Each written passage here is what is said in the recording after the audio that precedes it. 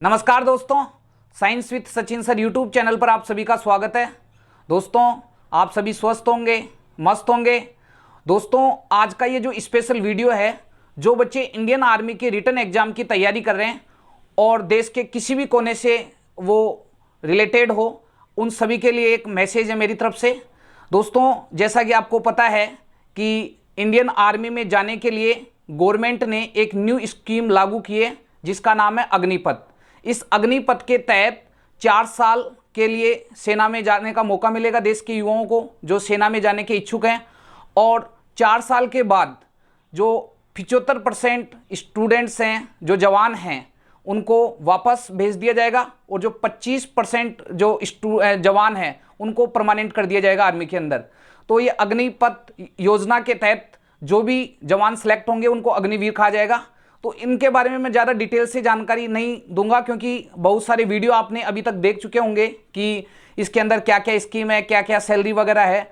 लेकिन सबसे जो बड़ा उद्देश्य मेरा यह है कि वीडियो बनाने का कि देखो, जो गवर्नमेंट ने न्यू स्कीम लागू की है उसके अंदर जो पिछली भर्तियां थी, ठीक है, लगभग जो कई बच्चे ऐसे हैं जैसे सेंटर के और विभिन्न आर्मी के जो स्टेट के तैयारी कर रहे हैं बच्चे, उनकी जो रिटन एग्जाम थी वो गवर्नमेंट ने पोस्टपोन कर दी है, ठीक है। तो इससे रिलेटेड बहुत सारे कॉल्स मेरे पास बच्चों के आए कि सर अब क्या होगा, कैसे होगा। और बड़ी दुख की बात, मेरे को बड़ा दुख हो रहा है इस चीज़ का कि कई ऐसे बच्चे हैं, जैसे मैं अभी 1-2 दिन से सुन रहा हूँ कि सुसाइड की खबरें आ रही है कि जो नई टूर ऑफ ड्यूटी लागू हुई है उसके अंदर अब जो भी नई भर्ती होगी वो टूर ऑफ ड्यूटी के अकॉर्डिंग होगी। तो इसमें बहुत सारे बच्चे फ्रस्ट्रेट हैं और फ्रस्ट्रेट होना जायज़ है, ठीक है, ये समझ सकता हूँ आपका, क्योंकि आप पिछले 2, ढाई, 3 साल से इंडियन आर्मी के रिटन एग्जाम की तैयारी कर रहे हैं। तो दोस्तों देखो, सबसे पहले तो मैं जो मेरे पॉइंट्स हैं उनके बारे में आपको बताना चाहता हूँ। देखो क्या, एक तो मेरे पास बहुत सारे मैसेज आए, कॉल आए, कई न्यूज़ भी मैं देख रहा हूँ कि कई बच्चे सुसाइड कर रहे हैं। तो देखो, सुसाइड करना तो किसी चीज़ का सोल्यूशन नहीं है, ये तो एक कायरता है। मतलब अगर ज़िंदगी में ऐसा थोड़ी ना होता है कि आप अगर आर्मी में जा रहे हैं और मान लीजिए आर्मी में जाने का सपना पूरा नहीं होता है, तो इसका मतलब ये होता है कि हाँ, किसी भी कारणवश हो सकता है दोस्तों। तो सुसाइड करके ज़िंदगी को समाप्त कर लेना मेरे को नहीं लगता कि ये कहीं ना कहीं कोई उचित है, ठीक है।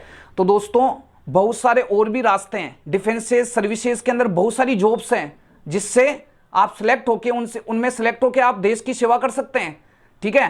तो आप जो भी बच्चे फ्रस्ट्रेट हैं, आप इस प्रकार के गलत कदम नहीं उठाएं। क्यों? क्योंकि आप सरकार के लिए सिर्फ एक आंकड़े हो दोस्तों, ठीक है। आप अपने परिवार के लिए तो पूरी एक जान हो दोस्तों, ठीक है। पूरी फैमिली के लिए आप बहुत इंपॉर्टेंट पर्सन हो। सरकार के लिए सिर्फ आप आंकड़े हो दुनिया, और आप अपने परिवार के लिए आप जिंदगी हो उनकी। तो इस प्रकार के कदम नहीं उठाएं, ठीक है। और दूसरी इंपॉर्टेंट बात, देखिए, आप कई बच्चे है ना, आप फ्रस्ट्रेट नहीं हो, आराम से कूल रहें, देखो, ठीक है। और आप अपना विरोध करें, ठीक है। और विरोध में भी मैं कई ऐसी खबरें देख रहा हूँ, ठीक है, तो उसमें मेरा मन बड़ा विचलित हो रहा है दोस्तों कि कहीं आगजनी हो रही है, ठीक है, कहीं तोड़फोड़ हो रही है। तो देखो, भारत एक लोकतंत्र देश है, इसमें आप किसी भी छोटे मोटे लोगों के संपर्क में आकर, ठीक है, कानून हाथ में नहीं ले, वैसे वरना वैसे ज़िंदगी खराब हो जाएगी, ठीक है। तो आप किसी प्रकार का कानून अपने हाथ में नहीं ले, अपना विरोध करें, विरोध जायज़ है।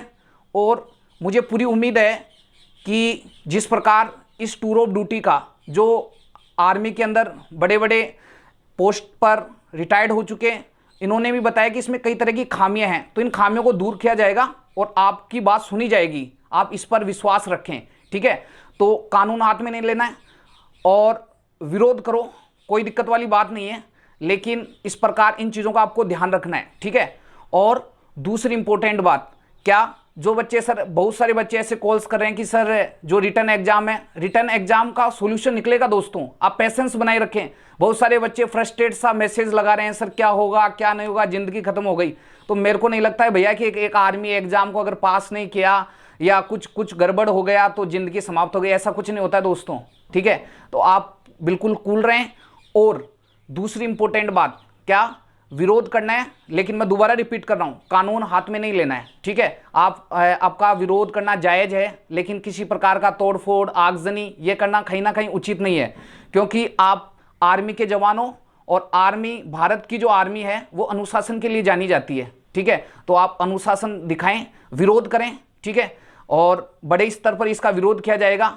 और जो आर्मी के अंदर एक इंपॉर्टेंट बात और बता देता हूं, जो आर्मी से रिटायर्ड कई ऐसे ऑफिसर्स हैं जो सरकार को बता रहे हैं कि इसमें कई तरह की खामियां हैं, इस पर पुनः विचार किया जाए, तो गवर्नमेंट इस पर जरूर पुनः विचार करेगी, ठीक है। और हिम्मत नहीं हारनी है आपको, ठीक है, आपका सोल्यूशन निकलेगा और आपकी एग्जाम भी होगी, ठीक है। आप कूल रहें और अपने दोस्तों को भी इस प्रकार के कदम उठाने के लिए नहीं बोलें, क्योंकि बहुत सारी ऐसी खबरें मिल रही है जिससे मन काफी विचलित है मेरा, ठीक है। तो ये मेरा वीडियो बनाने का मकसद यही था कि आप कूल रहें, मस्त रहें। बहुत सारी ऐसी डिफेंसेस की एग्जाम्स हैं जिनमें आप सिलेक्ट होकर आसानी से देश की सेवा कर सकते हैं, ठीक है दोस्तों। तो आपको कंफ्यूज नहीं होना है, ठीक है, और किसी के बातों में नहीं आना है, आप विरोध करो। और अगर बहुत कुछ बड़ा हो जाएगा और हमारी भी अगर उसमें जरूरत पड़ेगी तो हम भी वहाँ विरोध करने जाएंगे, लेकिन आप कूल रहें, मस्त रहें, और आगे जो भी इंफॉर्मेशन है वो आपको दे दी जाएगी। लेकिन दो इंपॉर्टेंट बातें मैंने आपको पहले ही बता दी, और लास्ट में भी मैं आपको बता देता हूँ कि एक तो आपको फ्रस्ट्रेट नहीं होना है, गलत कदम नहीं उठाना है, ठीक है, क्योंकि गलत कदम उठाकर सुसाइड कर लेना ये कहीं ना कहीं उचित नहीं है दोस्तों, ठीक है। एग्जाम होगी, गवर्नमेंट आपकी बात भी मानेगी, भारत एक लोकतंत्र देश है, इसमें लोगों की बात सुनी जाती है, इस पर आप विश्वास रखें, ठीक है, और कूल रहें, ठीक है। दूसरी इंपॉर्टेंट बात, कानून हाथ में नहीं लेना है, ठीक है। कहीं पर भी आप विरोध करने जा रहे हो तो ऐसा नहीं कि वहां आगजनी तोड़फोड़ की जाए, ठीक है। अनुशासित रहते हुए आपको अपना विरोध करना है, ठीक है। तो ये वीडियो बनाने का यही मकसद था, और भी कुछ इन्फॉर्मेशन होगी तो आगे मैं वीडियो के माध्यम से आपको दे दूंगा, ठीक है। और ये वीडियो मैं चाहता हूं कि आप ज़्यादा से ज़्यादा बच्चों के पास शेयर करें, ठीक है। यूं ही नहीं मिलती राही को मंजिल, एक जुनून सा दिल में जगाना पड़ता है। पूछा चिड़िया से कैसा बना आशियाना, तो बोली बढ़नी पड़ती है उड़ान, बार बार तिनका तिनका उठाना पड़ता है। दोस्तों, जब एक चिड़िया घोंसला बनाती है तो बहुत बार कोशिश करती है, तिनका गिर जाता है, बार बार गिरता है, लेकिन उठाती है, गिरता है, उठाती है बार बार, और आखिर में घोंसला बन ही जाता है। तो आपके सपने साकार होंगे, आप कूल रहें, पॉजिटिव रहें, ठीक है। और मिलते हैं नेक्स्ट वीडियो में, तब तक के लिए जय हिंद, जय भारत।